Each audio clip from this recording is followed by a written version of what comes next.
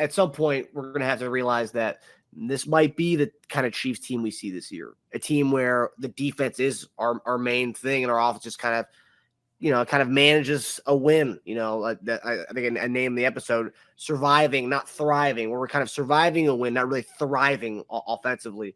In our defense, man, I think we talked about turnover differential as a problem last year, and then already kind of this year only having one pick going into last night.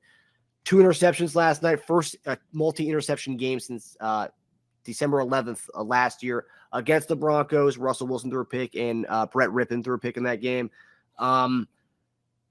Chris Jones, phenomenal. Nick Bolton looked amazing back last night. And then the best thing is this was the last game we were going to have without Charles Omenihu. Next week, Charles Omenihu comes into the lineup and just adds more to his defensive line. Yes, what were you guys' takeaways from the defense last night? What's just standing out to you from this defense? Correction on the Wally Pipp story is Lou Gehrig. That's what I was looking for. Okay. Lou Gehrig. Okay. All right. Takeaways from the defense. Like everything you said, I think Bolton coming back, you can tell how he directs everybody. I mean, I was just watching and everybody's listening to him. It's just like, I seen Chris all turn back like, okay. He's setting them up, where they need to be as far as like, in the lanes and in the gaps. And that's what you're looking for in your leader. And so his presence was big last night. You could tell he was just so excited to get out there and go play, man. He did a tremendous job getting the interception, just kind of reading the eyes, filling up the holes. He missed the one, I guess, off of Jamal kind of ran through him a little bit on the side. That's all right. He only caught the side of him. But his presence was incredible. The defensive line was tremendous. Chris, same thing. Man, they just couldn't block him. You talking about penalties? They probably held the guards and held him every single play, just about. And I'm telling you, almost every single play. And it was like blatant. Like, how you not call that? Like he's got him wrapped around his leg. Ref, you're not seeing this? And Chris is just fighting through it. He's just fighting through it. He's just like he's having fun. He's back there. The quarterback lays him down. It's crazy. Not to mention what the DBs did. And Reed come up there making some plays, man. He played a heck of a game last night. He was laying some wood, man, on some guys. And he was putting guys on notice.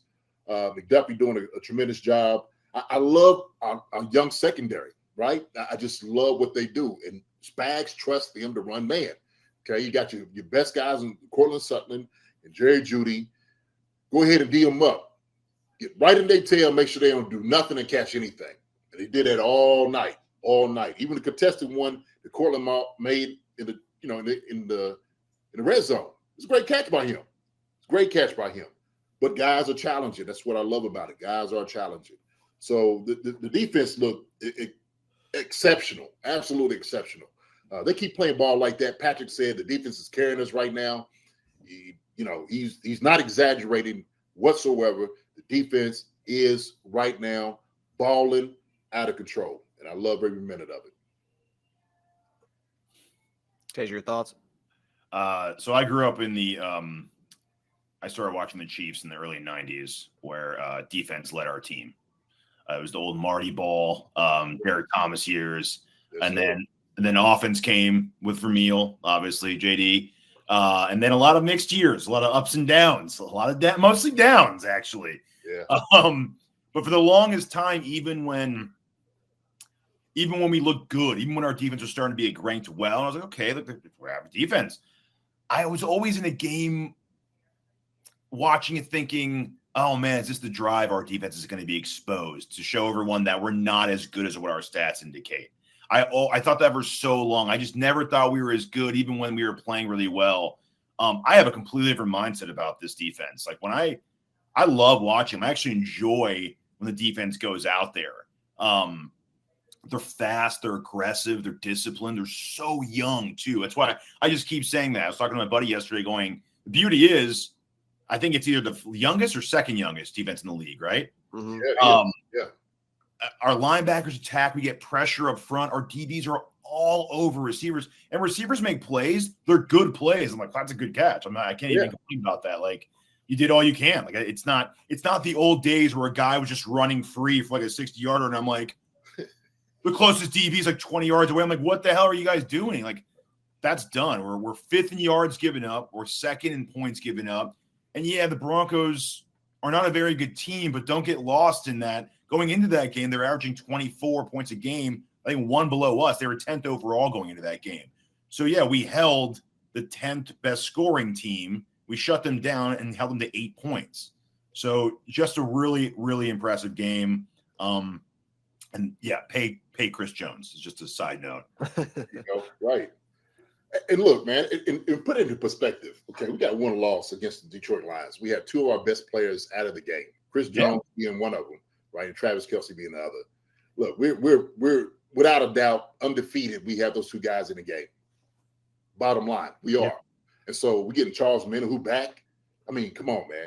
But that's the thing I think we needed more of, just that pass rush. Besides Chris and Karlaftis giving some pressure, we need another guy. And Charles is going to, man, when I'm telling you, I'm so excited to see what he can do when he get out there.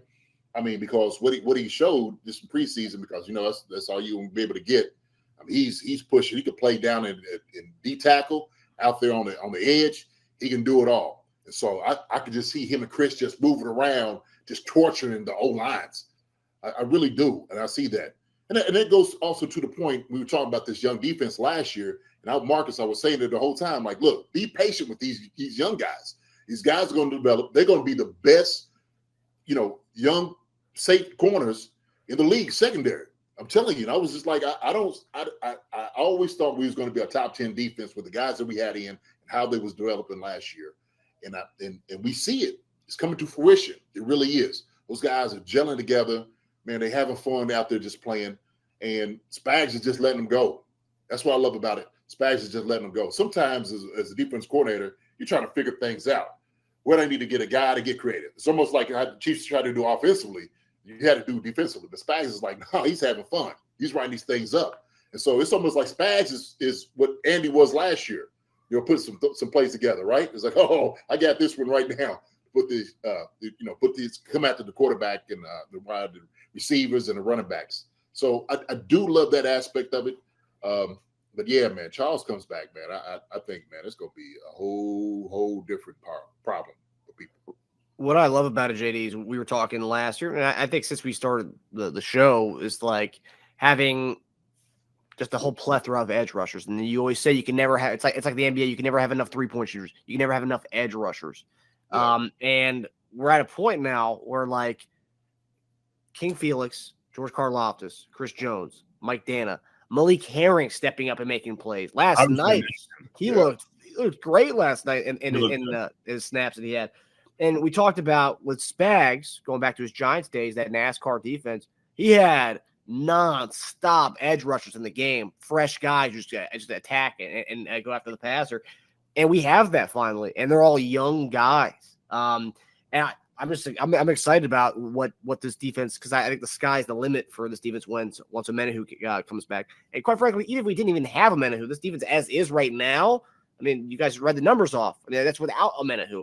Put a Menahu in, a guy who can play inside, outside, DT or DN. This is, I mean, I'm really excited to see how this defense looks against a good offense we're going to be playing against next week. So I'm really excited to see how these guys bring pressure against Justin Herbert next week. It'd be good for King Felix too to see. I think it'll help, step his game up. Everybody. I mean, that's the thing about it, because he just makes everybody else better. He will make everybody else around him better. The D-line will be that much better. So McDuffie, we really mentioned McDuffie at all. He's just, that guy is something else, man. I mean, his ability to force fumbles and just be an amazing open field tackler. I mean, unreal. Yeah, he's not going to get you interceptions, but that guy can tackle, and that guy knows how to get the football. Yeah, he'll get you some interceptions too. They'll come, but just being so physical with guys, right? Like you say, just being in a position, it's just almost like his textbook in his play. It really is, and that's what you want. A sound corner, a very sound corner who doesn't make a lot of mistakes, doesn't take a lot of chances. But he's challenging the wide receiver every step of the way. And it's almost good that you don't even mention him, because that's the reason. Because he's just playing great ball. Yeah. You know, it's just like, shoot, we don't want to mention you because you are playing good ball. But we got to give, like you said, we got to give you flowers because it has been lights out ball. He's playing exceptional. He really is. One of the top corners in the league. I know they made a list. I seen the list, and they had some guys. I'm like, yeah, Duffy, y'all not seeing what he's doing out here. Y'all not watching him, right? Because it's not sexy to watch DBs from the Chiefs, but now you have a reason to come look at these guys. You had to come and see what they're doing. I'm telling you. I feel like that's the progression of really good cornerbacks too. Like they come on the scene, you don't hear from them for a little while, and then people realize why you haven't heard from them. It's because either no one's throwing their way or they're not allowing any receptions. And then it's like, oh, everyone goes nuts over them because it's like, oh my gosh, he's a shutdown corner. Then it goes from no one talks about him to like everyone's actively avoiding him. Yeah. I also thought it was impressive. By the way, Herring outsnapped Felix by 15, which is interesting, which I love too, because it's like you're not going to earn playing time just because you were a first round pick. That doesn't mean anything to us. Like you play, and you play more. That's it. Like if you play well, you keep doing it. I also wanted to shout out to Snead too, because it's like I hardly played 100% of snaps and I hardly saw him. So it's like when you're doing that as a cornerback, the less we hear from you, unless you're catching a pick, the better. So Snead, missed most of camp, missed most of preseason.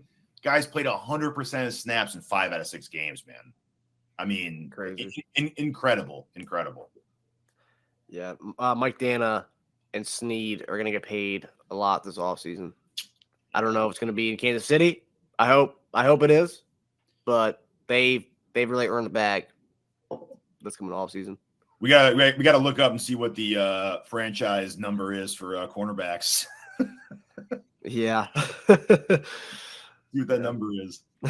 And then I heard Chris Jones give Chanel props too for the way he played as well, because he pretty much split snaps with Tranquil yesterday, 19 and 18 snaps each. Man, the backside play when he ran through and made it in the backfield, that to me, I was like, that's high level right there. IQ football. Mm-hmm. That's what I used to see, like, Donnie do. That's plays Donnie used to make. And, you can see it. And the barbershop would do those things where you just run through the hole and he's right there. And it's just like, man, how did guy make that play? And it is. It's recognizing. It's the intelligence of the play and going. And just, now you just reacting. Now you're just going. You're just playing naturally. Just go. And he's another guy that's developed. He's looking really, really good. He's looking really, really good. Yeah, I think I tweeted from our account last night. Leo, give him an Oscar. That's high praise though. Donnie Edwards and Sean Barber. That's high praise for Leo. I'll tell you, man. Yeah. I gotta say though. Sorry, go ahead, JD. No, go ahead. I was just like, I don't want, so and me. I'm one of those. I don't like using names with guys, but I'm just saying he showed a little flash of it. That's the recognition Donnie Edwards and those guys would make, So that's high praise. Donnie Edwards was awesome. Praise. So that's extremely high praise. Yes. I was and a stud too. Yeah. Well, that goes without saying. Hi, everybody. Thanks for watching. Subscribe here to get the latest from the show. Also, be sure to check out the best clips from Chief Concerns. And if you prefer to listen to the show, subscribe and follow us on Apple Podcasts, Spotify, and anywhere else you get your podcasts.